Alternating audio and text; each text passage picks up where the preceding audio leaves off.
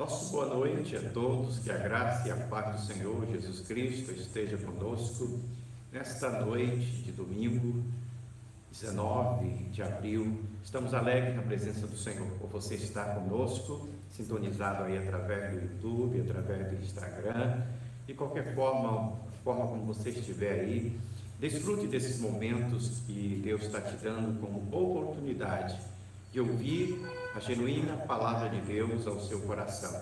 Deus vai estar falando com você. Quero estar convidando você, estamos dando início ao culto de louvor, de adoração ao nosso Deus nesta noite de domingo. Queremos abraçar nossos amados irmãos da Igreja Presbiteriana Betsaida, a todos nosso abraço imenso, a saudade que estamos de estar juntos ali no templo com vocês. Mas queremos abraçar todos os amigos e irmãos em Cristo em qualquer lugar do país, do nosso Maranhão, onde possa estar ouvindo essa transmissão da palavra do Senhor. Eu quero estar orando com você, para darmos início a esse trabalho de Deus, em que vamos estar orando, vamos estar lendo a palavra, cantando louvores ao nosso Deus, que você pode participar conosco, e depois expondo por último a mensagem do Senhor. Vamos estar orando, falar com Deus. Meu Deus, meu Pai, nesta noite, te louvamos por vidas que estão, ó Deus, ouvindo a Tua palavra, e te pedimos, ó Deus, que a mesma vá de encontro, iluminando suas mentes e corações para o entendimento da mesma. Revela os Teus ensinamentos a cada coração e continua mudando e transformando as nossas vidas conforme o Teu querer. Salva, liberta, cura, por amor do Teu nome, nós oramos em nome de Jesus. Amém. Nós queremos estar lendo o texto de Salmo 145 para você.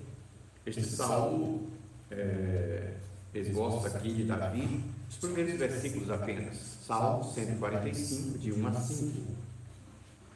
Diz assim: Exaltar-te-ei, ó Deus meu, e bendirei o teu nome para todos sempre.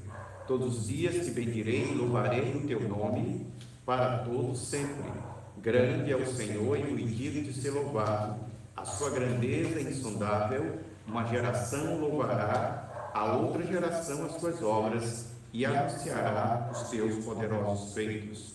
Meditarei no teu glorioso esplendor, na tua majestade e nas tuas maravilhas. Louvado seja o nosso Deus, para a honra e glória do Senhor, que Ele possa estar sendo honrado, sendo glorificado através da leitura da sua palavra no seu coração e no meu coração. Nesse instante, nós vamos estar convidando você para adorar o Senhor conosco, tá bom? Nós vamos estar cantando nesse momento o hino de número 159, Bondoso Amigo é Cristo. E eu convido você a abrir seu hinário. Eu vou estar abrindo aqui o meu para cantar com vocês. Nosso tempo é curto, queremos que você nos ajude a cantar esse hino de louvor ao nosso Deus. Bondoso amigo é Cristo.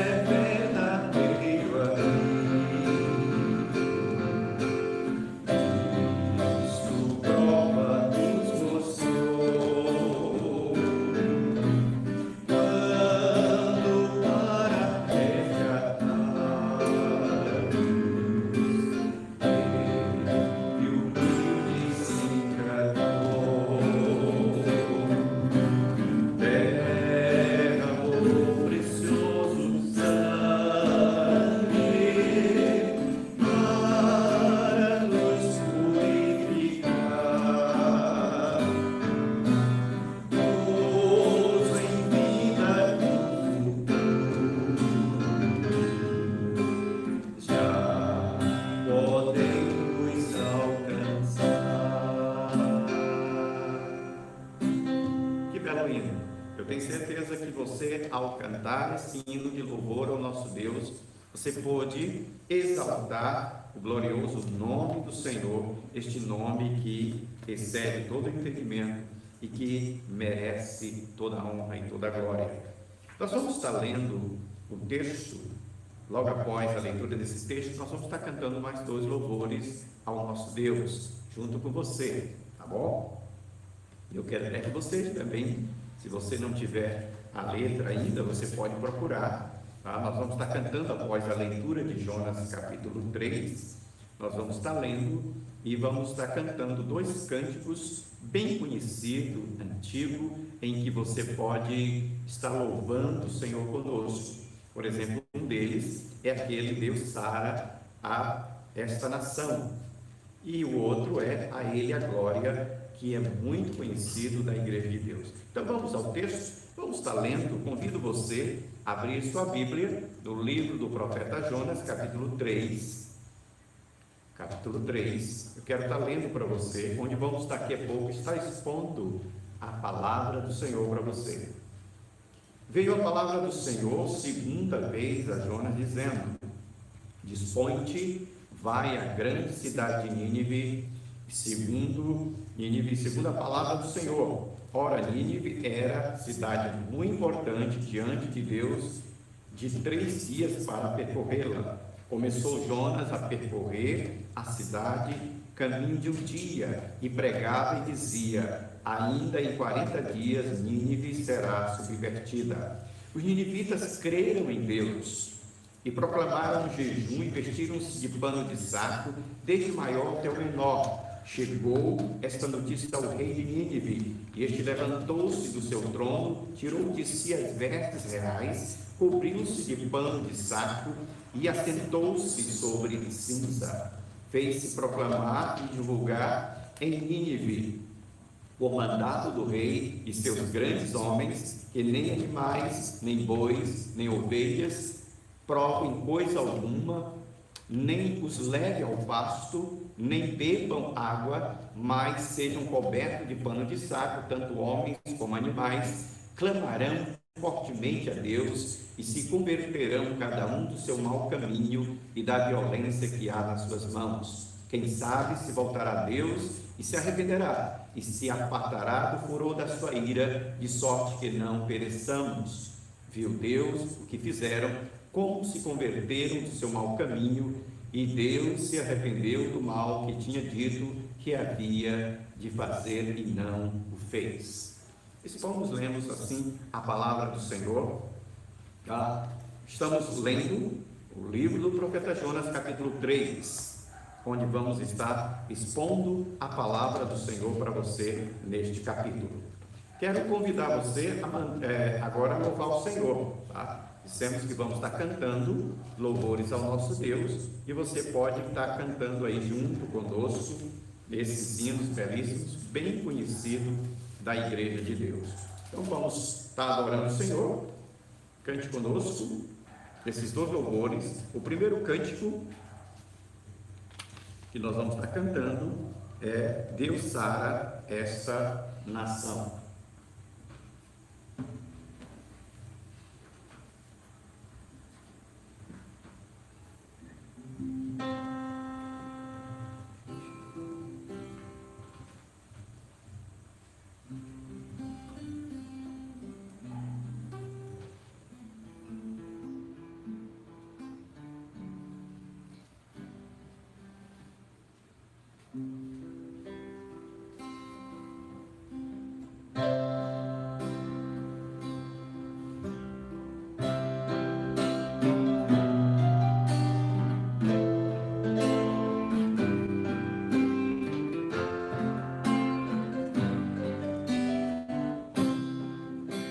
Adore conosco.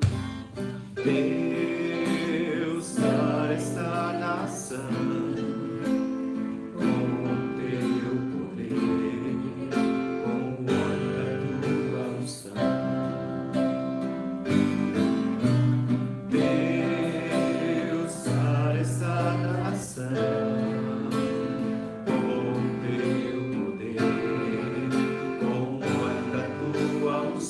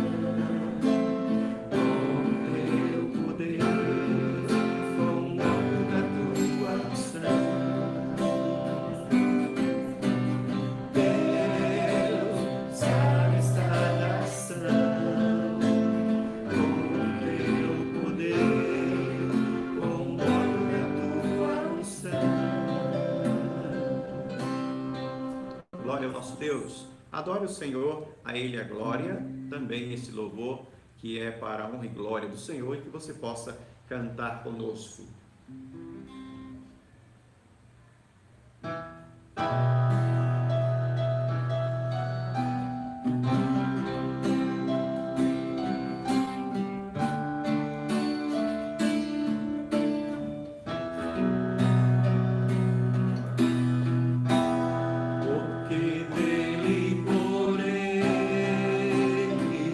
Para ele são todas as coisas.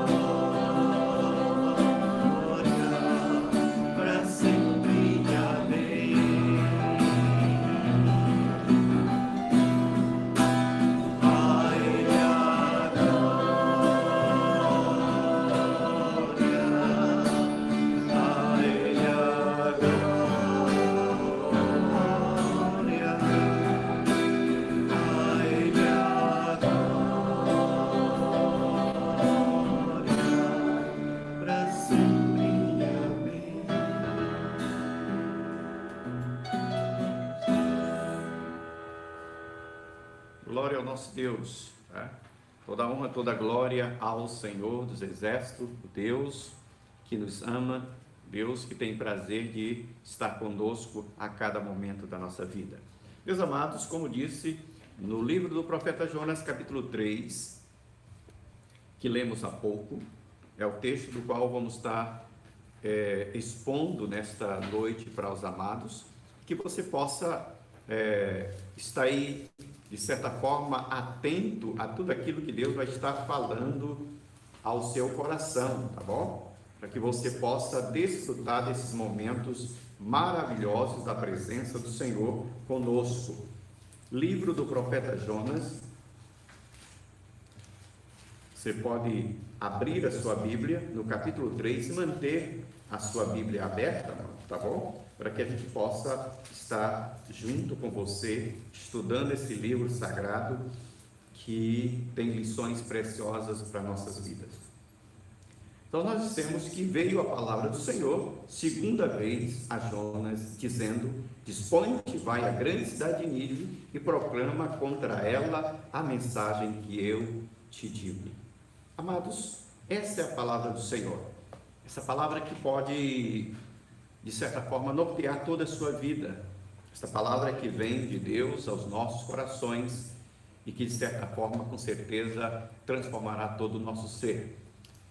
Jonas, cujo nome significa pomba, ele era da aldeia de Gat-Hefer e praticamente profetizou no reinado de Jeroboão II, rei de Israel. E alguns dizem que naquela época havia alguns imperadores, uma batalha imensa contra a Síria, e Salmanaser IV e Assurdão III, alguns deles tentavam de alguma forma tomar todo o território de Israel no momento em que Jeroboão estendia seu território em toda aquela região. E, de certa forma, ao olhar biblicamente e teologicamente, o livro de Jonas ele traz mensagens maravilhosas, como o destaque da soberania de Deus sobre todas as nações, sobre o ser humano e sobre todas as nações. O livro de Jonas, teologicamente, nos ensina que Deus tem o desejo de salvar as nações. Entre elas estava ali citada Nínive, uma grande cidade que diz o texto que as suas muralhas passavam 2 carros de bois, um pelo outro, sem derrubar nenhum nem outro. E isso mostra que as muralhas eram enormes, altas, grandes e largas. E uma cidade que ostentava pelo poder da sua segurança e proteção. E por isso esse livro ele é muitíssimo importante, porque fala de um momento político em que Jonas vivia, em que anos atrás a Síria havia invadido Israel, derrotado e matado muitos, entre eles parentes do profeta Jonas.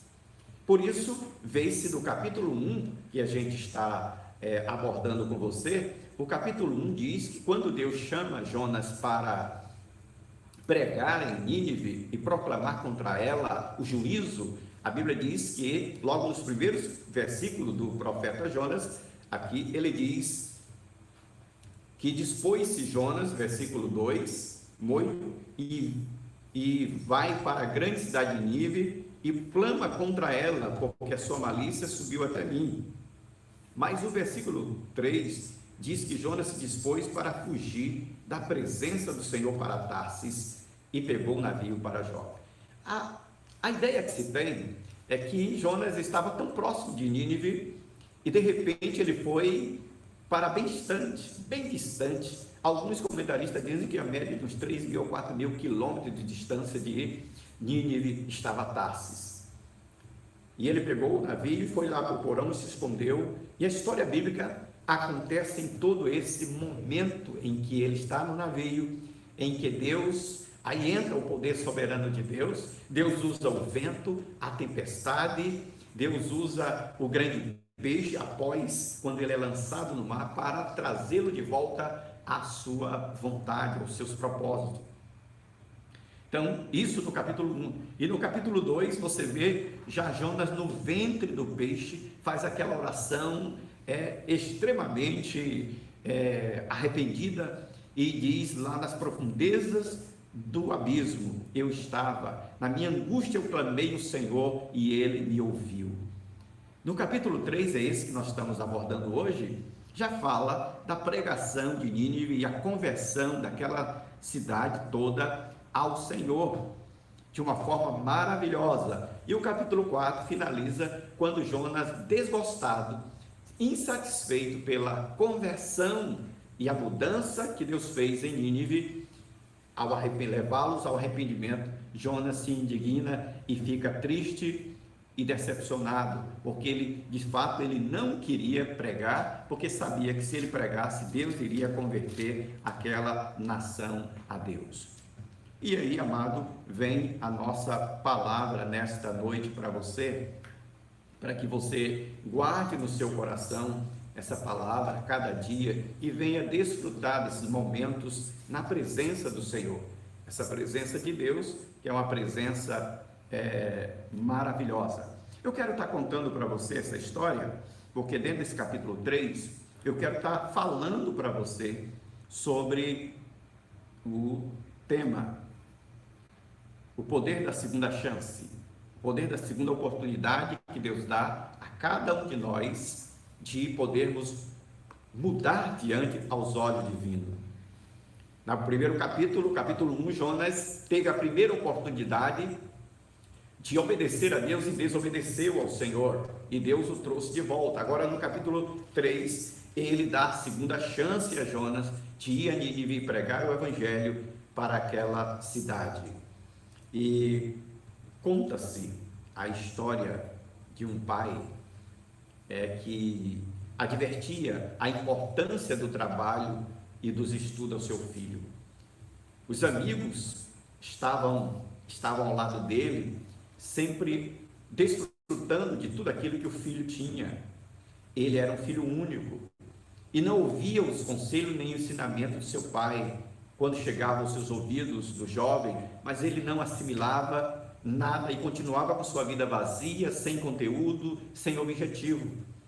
Mas um dia o velho pai mandou os empregados construírem lá no fundo do quintal, e eles construíram lá um celeiro, e nesse celeiro, a história diz que o pai construiu também uma forca, e o que me chama a atenção é que aquele pai construiu uma forca e colocou uma efígie, um escrito dizendo: eu nunca ouvi os conselhos do meu pai. Mais tarde, ele chamou o filho, levou ao celeiro e disse: meu filho, eu já estou velho, quando eu morrer, tudo será seu. Se você fracassar um dia nessa vida, quero que me prometa que vai se enforcar nessa forca que eu mandei fazer. O jovem, incrédulo do que o pai havia dito, da louca proposta, riu e achou tudo absurdo. Porém, não quis discutir com o pai e prometeu-lhe aquilo que o pai havia dito, pensando consigo mesmo no que faria daquilo.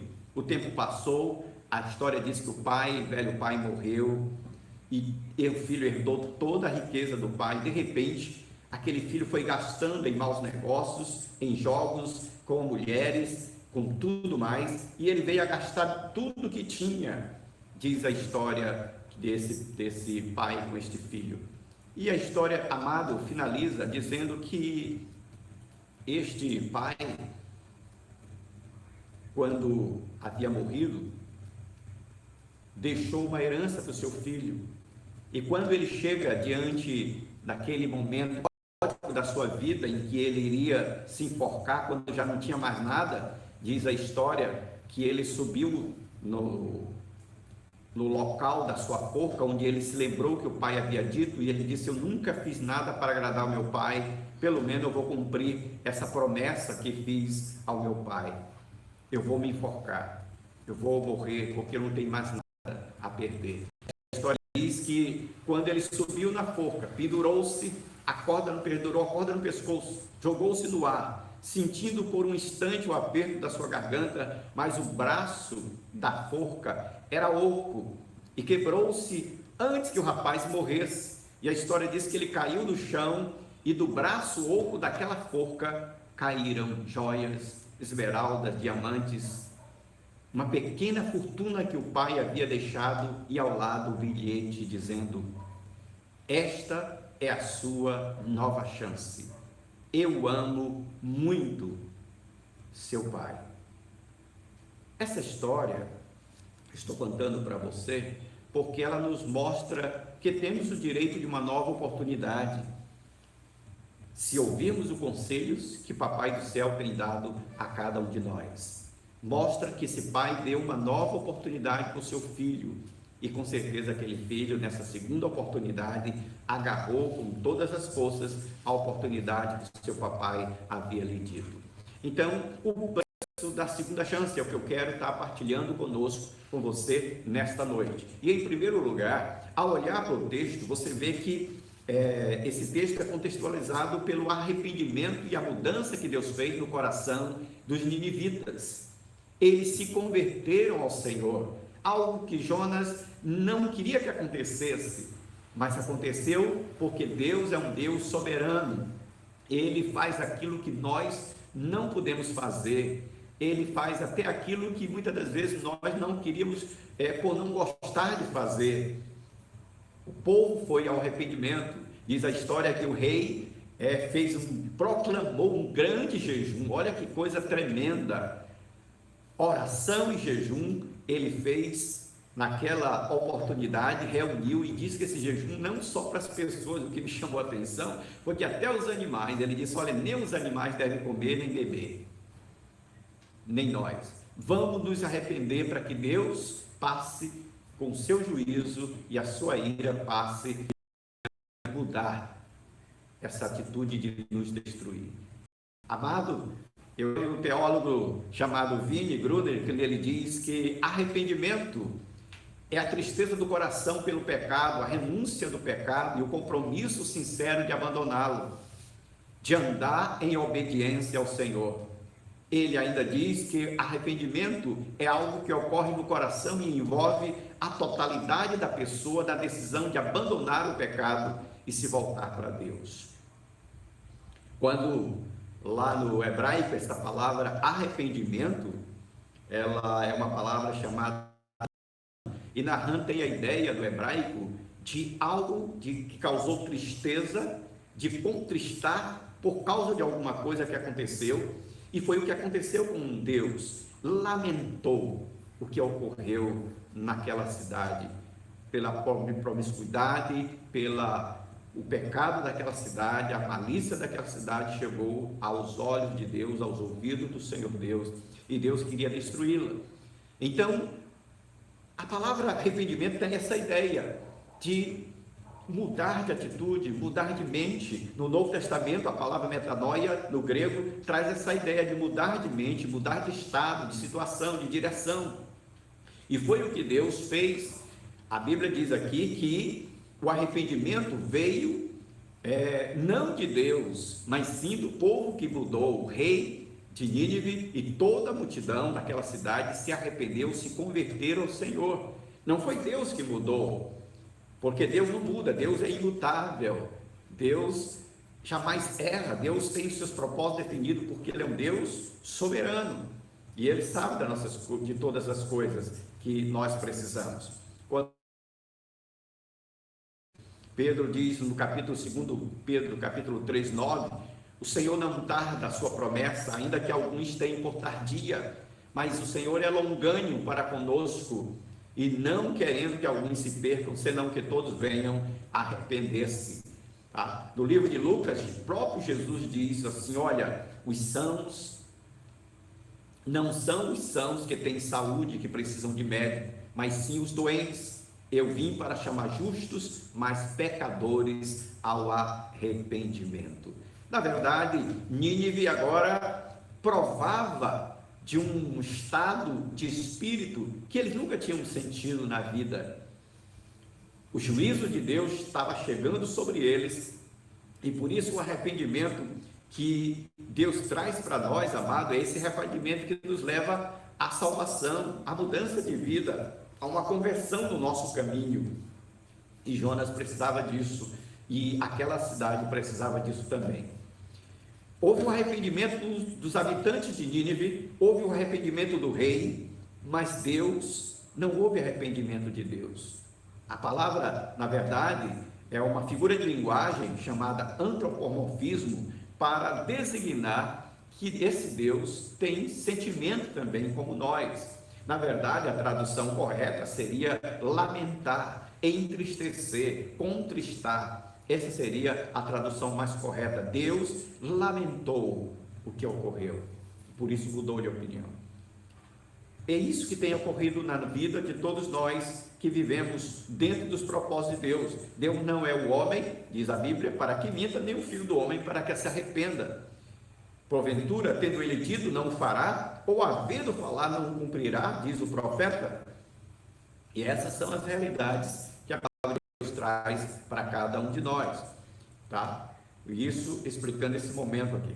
Então, Deus nos dá inúmeras oportunidades na vida, amigo e amiga, você, amado irmão. Quantas vezes nós não erramos, pecamos aos olhos de Deus, nos desviamos dos caminhos do Senhor, erramos o alvo, que é o próprio sentido da palavra pecado, mas Ele nos dá a oportunidade, além de Ele mostrar que nós precisamos nos arrepender, Ele mostra que essa oportunidade, e isso é maravilhoso, que Deus conceda uma segunda oportunidade para mim e para você, e que essa oportunidade, apesar de ser diferente para ti e para mim, Ele nos dá essa oportunidade porque Ele nos ama e porque Ele é misericordioso. Por isso que Jonas descobriu, olha, eu sabia que Deus, por ser complacente, misericordioso, amoroso, Ele iria perdoar Nínive, o que Jonas não queria. Deus tratou Jonas desse modo como tratou os ninivitas, como nos trata também a cada dia. E nós precisamos, amado, vivenciar isso. Em segundo lugar, em terceiro lugar, ele diz que nós pomos esse preço da mudança, esse preço da nova chance, ele nasce mediante a própria palavra de Deus. Diz aí o versículo 2, se você ler, volte aí de novo, versículo 2, 3 e 4. Queria que você lesse comigo no livro do profeta Jonas, capítulo 3, versículo 2: dispõe-te, vai à grande cidade de Nínive e proclama contra ela a mensagem, olha, que eu te digo. Levantou-se Jonas, foi a Nínive segundo a palavra do Senhor. Ora, Nínive era uma cidade muito importante diante de Deus, de 3 dias para percorrê-la. Começou Jonas a percorrer a cidade, de um dia pregava e dizia: ainda em 40 dias Nínive será subvertida. O que Deus está mostrando para nós, amado, dentro desse quadro profético de Jonas, é essa realidade espiritual que eu e você precisamos entender, que somos gerados mediante a palavra. Isso está escrito lá em Tito também, no capítulo 3, quando o Tito diz que nós somos gerados, transformados pelo poder da palavra de Deus, o poder que a palavra tem de mudar o pecador. A mensagem, muitas das vezes, diz o versículo 4, não é muito aprazível, não é muito atraente. Às vezes a mensagem do Senhor ela é dura, como Jesus várias vezes pregou ao seu discípulo de forma dura, sermões que eles não queriam ouvir, mas tinham que ouvir. E foi isso que Deus fez para com Nínive, fez com a geração de Noé, fez com a geração de Sodoma e Gomorra. Por que acontecera tudo aquilo? Porque Deus mandou os seus servos pregar o evangelho, a palavra dele, e essa era a voz profética de Jonas, falar, ser um mensageiro de Deus, um porta-voz de Deus para aquela geração, a nação de Nínive. A mensagem pode ser extremamente curta, independentemente do seu tamanho, ela é impactante, pois é a palavra de Deus, Nós já dissemos e vemos lá em Timóteo que a palavra de Deus ela é inspirada por Deus, ela é útil para o ensino, para a repreensão, para a correção, para a educação na justiça. Hebreus, no capítulo 4, versículo 12, diz que a palavra de Deus ela é viva e eficaz e afiada, mais que qualquer espada de 2 gumes, ela penetra até ao ponto de dividir alma e espírito, juntas e medulas, e julga os pensamentos e as intenções do coração. Isso é a palavra de Deus, aquela que gera em nós a mudança e a transformação. Romanos 10, Paulo diz que a fé vem pelo ouvir, e ouvir a pregação de quê? Da palavra do Senhor. É a palavra que gera em nós a transformação. Por isso a salvação estendida ali aos ninivitas veio exatamente porque eles ouviram o evangelho genuíno trazido por Jonas, a mensagem de Deus de juízo.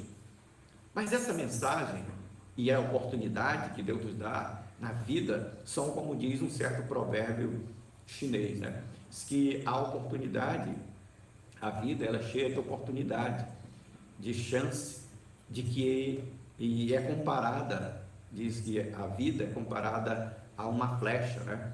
A uma flecha que é lançada e não volta, a uma palavra dita que não volta mais, e a oportunidade perdida.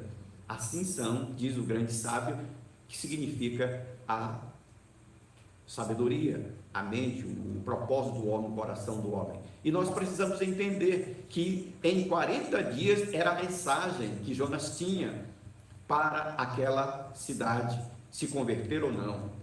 E com menos disso, todo mundo se arrependeu, se converteu e ainda proclamaram jejum e muita oração, mostrando que eles estavam se voltando para Deus. Noé passou 120 anos pregando a palavra de Deus. Elias peregrinou também pelo deserto 40 dias. Jesus jejuou 40 dias e 40 noites. Moisés passou pelo deserto, lá no deserto, 40 anos para ser mudado, transformado por Deus. Isso mostra que 40 anos são períodos que Deus muda muito a vida de um ser humano, seja no deserto, seja em qualquer cidade. Sabe, Deus nos prova, sempre permitindo que eu e você passemos por desertos assim, por provas assim, para que haja experiência, maturidade, fé no nosso coração, tá? Guarde isso no seu coração. Mas um outro elemento importante, quarto que eu digo, é a fé que leva-nos à conversão. Sem fé é impossível, diz o escritor de Hebreus, agradar a Deus. Esse é um elemento importantíssimo para a mudança e a transformação. Foi isso que ocorreu. A fé, ela gera temor. Foi porque creram em Deus e se humilharam diante do Senhor e despertaram e começaram a buscar o Senhor. A fé nasce no coração de um ouvir a voz de Deus, a mensagem do Senhor. Por isso é que é importante a igreja, num contexto que estamos vivendo de calamidade, de crise, nós pregamos a palavra de Deus aos nossos parentes e amigos que precisam ouvir a voz de Deus. Todo homem é salvo por meio da fé, diz Paulo em Efésios 2, e pela graça sois salvos, mediante a fé. Isto não vem de vós, é um dom de Deus. E por último, buscar sinceramente a Deus, amado. Sabe, diz aqui o versículo 7, quero estar lendo para você. E fez proclamar e divulgar em Nínive, por mandado do rei, seus grandes, que nem homens, nem animais, nem bois, ovelhas, provem coisa alguma, que levem ao pasto, nem bebam água, mas sejam cobertos de pano de saco, tanto homens como animais, e clamarão fortemente ao Senhor, e se converterão cada um do seu mau caminho. Sabe, amado, Jeremias diz: buscar-me-eis e me achareis, quando me buscar de todo o vosso coração. A palavra de Deus continua viva, tá? Buscai e me achareis, quando me buscar de todo o vosso coração. Eu, lendo também 1 Crônica 16:11, ele diz lá: buscai o Senhor e a sua força, buscai a sua face continuamente. Sim, amado, essa busca deve ser provada por Deus. Deus é que vê no coração, nos nossos corações e as nossas atitudes intimamente. Essa busca deve ser com clamor à pessoa certa, que é Deus. Versículo 8, eles clamaram a Deus e não aos deuses. Vejam que quando Jonas estava lá no barco, aqueles homens que estavam no barco adoravam outros deuses, e eles acordaram Jonas dizendo: olha, por acaso tu não estás clamando ao teu Deus, porque nós estamos clamando ao nosso Deus. Em um momento de crise, de calamidade, eu diria isso a você: Deus está dando uma nova chance para você se voltar para Ele, mudar de atitude, mudar de comportamento, se converter verdadeiramente ao Senhor e aproveitar esse momento para adorá-lo, para cultuá-lo, para aprender mais e mais da sua palavra. Essa busca, amado, Deus está mostrando a você que deve ser feita somente a Deus. Deus é aquele que sonda e conhece os nossos corações. Ele contemplou os habitantes de Ninive, poupando do juízo. Eles de fato se converteram, toda aquela geração fora salva, se arrependeram mediante a luz da revelação profética anunciada por Jonas. E é interessante, gente, guarde isso, não tinha nenhuma igreja, não tinha rádio, folhetos naquela época, não tinha nenhum pastor. Eles não viram Jesus, não ouviram os apóstolos, nem doutrina do cristianismo alguma.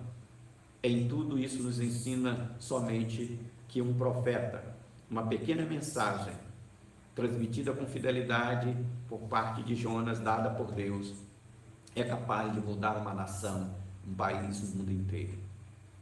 Amado, medite nesses dias na sua vida com Deus. Eu sei que tem sido momentos difíceis para você, estar dentro de casa aí, muitas vezes trancados, sem poder estar saindo, mas são momentos que você pode desfrutar, aumentando a sua comunhão, o seu conhecimento, lendo, estudando, se aproximando mais e mais de Deus, e crendo que o teu marido, se ele ainda não é convertido, pela fé ele pode se converter. Entregue essa pessoa ao Senhor. Se é a tua esposa, teus filhos, quem sabe alguns têm problemas diversos na sua casa, cada um tem o seu problema, as suas dificuldades, e Deus conhece todas as coisas. O que ele está dizendo para Jonas, está dizendo para mim também. Ainda que tu não queira, ainda que tu aches que ele não vai se converter, ou ela não vai se converter, não tem solução mais para ele ou para ela, para o teu casamento, Deus está dizendo: eu sou Deus, sou eu, sou Deus, e agindo eu, quem impedirá?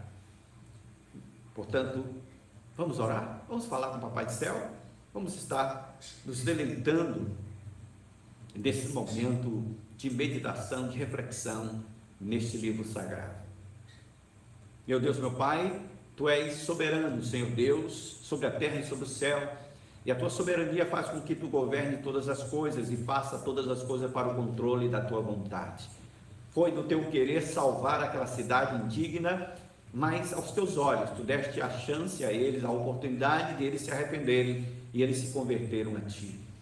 Eu peço a mesma coisa pela Tua serva, pelo Teu servo, por essa pessoa que está ouvindo a Tua palavra. Dá também uma nova chance, uma nova oportunidade deles ouvirem a Tua palavra, Senhor, serem tocados pelo Teu Espírito Santo e verem suas vidas mudadas, transformadas pelo poder do Evangelho de Jesus Cristo, nosso Senhor e Salvador das nossas almas. Derrama graça abundante sobre a Tua igreja, fortalecendo o Teu povo nesses dias difíceis, Senhor, a fé de cada um, levando-nos a reconhecer, ó Deus, a Tua soberania sobre nossas vidas, sobre o mundo, sobre todas as coisas.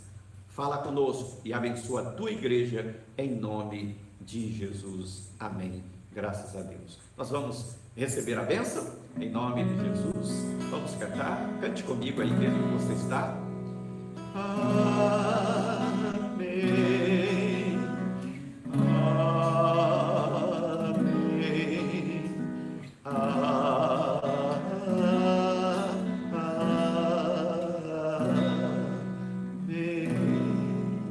Graças a Deus. Deus te dê uma semana de paz e de vitória, em nome de Jesus.